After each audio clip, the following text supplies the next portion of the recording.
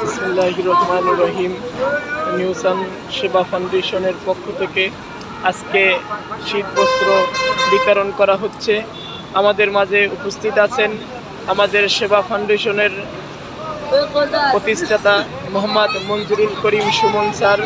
আরও উপস্থিত আছেন আমাদের সহযোদ্ধা মোহাম্মদ জাফরুল হাসান খান, মোহাম্মদ রুবেল হোসেন খান, মোহাম্মদ নাজমুল চৌধুরী, আরও আছেন মোহাম্মদ রাসেল খান। আপনারা সবাই দোয়া করবেন যাতে আমরা এভাবে নিউসান সেবা ফাউন্ডেশনের যে উদ্যোগ নিয়েছি যাতে এভাবে সবসময় আমরা সবার পাশে থাকতে পারি, এই উদ্দেশ্য নিয়ে আপনাদের মাঝে ভিডিওটি করা। আপনারা সবাই দোয়া করবেন যাতে আমাদের এই সেবা ফাউন্ডেশনটা অনেক দূর এগিয়ে যেতে পারে আপনাদের সবার সহযোগিতা নিয়ে।